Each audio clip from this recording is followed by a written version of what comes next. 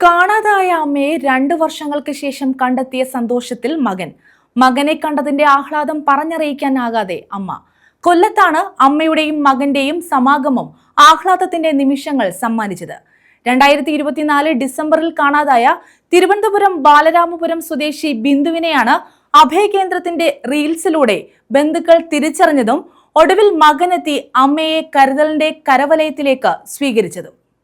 2024 December മാസം സന്ധ്യയോടുകൂടിയാണ് ബിന്ദുവിനെ വനിതാ സെൽ പോലീസ് സ്റ്റേഷനിൽ ഇവിടെ കൊണ്ടുവന്ന് ഏൽപ്പിച്ച് ഇത്രയും സന്തോഷമായിട്ട് നിന്ന് ഇപ്പം ഞങ്ങള് തേജസ് ബ്യൂട്ടി പാർലറിന്റെ ഒരു ഫുഡും ഡ്രസ്സൊക്കെ കൊടുക്കുന്നുണ്ടായിരുന്നു. അതിന്റെ റിലീസ് വരെ എല്ലാവരും കൂടി അങ്ങോട്ട് ഫേസ്ബുക്കിൽ ഇട്ടപ്പോഴത്തേക്ക് മകൻ കണ്ടുപിടിച്ച് ഈ അമ്മ ഇവിടെ ഉണ്ടെന്ന്.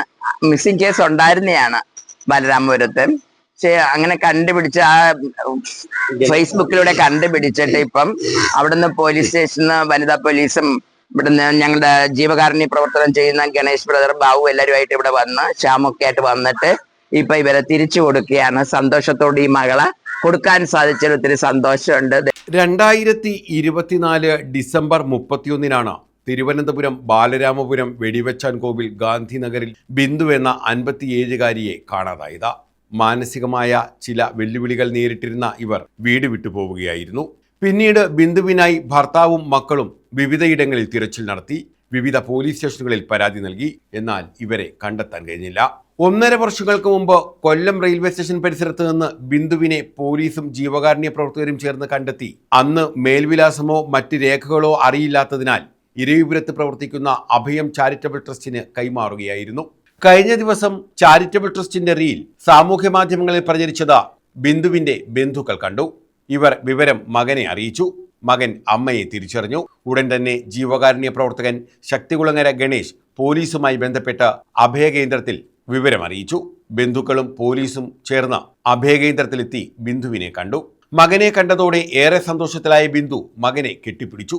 അഭയത്തിന്റെ നടത്തിപ്പുകാരി ബെനഡിക്ക സഫർനോസ്, ജീവകാരുണ്യ പ്രവർത്തകരായ ഗണേഷ് ബാബു, ശ്യാം ഷാജി, നരിയാമൂട് പോലീസ് സ്റ്റേഷനിലെ ASI അനിത എന്നിവരുടെ നേതൃത്വത്തിൽ ബിന്ദുവിനെ കുടുംബത്തിന് കൈമാറി. അപ്പം 1.5 കൊല്ലമായിട്ട് മിസ്സിംഗ് ആണ്. ഇതുവരെ കേസൊക്കെ കൊടുത്തിട്ട് ഇതുവരെ ഒരു അറിവില്ലായിരുന്നു. അങ്ങനെ ഇവിടുത്തെ ഒരു ഫംഗ്ഷന്റെ വീഡിയോ റീൽസിനകത്ത് ഇങ്ങനെ ഫേസ്ബുക്കിൽ കണ്ടപ്പോഴാണ് അമ്മ എന്നത് കാണാൻ ഇടയായതും ഇവിടെ ഉണ്ടെന്ന് അറിഞ്ഞത്. അങ്ങനെയാണ് ഇപ്പം ഇവിടെ വന്ന് അമ്മയെ വിളിച്ചോണ്ട് പോകുന്നത്. 1.5 കൊല്ലം കൊണ്ട് അമ്മ ഇവിടെ തന്നെ ഉണ്ടായിരുന്നു. നമ്മളിപ്പോഴാണ് അറിയുന്നത്. സന്തോഷമായി. എന്തായാലും അമ്മ തിരിച്ചിട്ടില്ല. വലിയ സന്തോഷം. ന്യൂസ് ബ്യൂറോ, കൊല്ലം.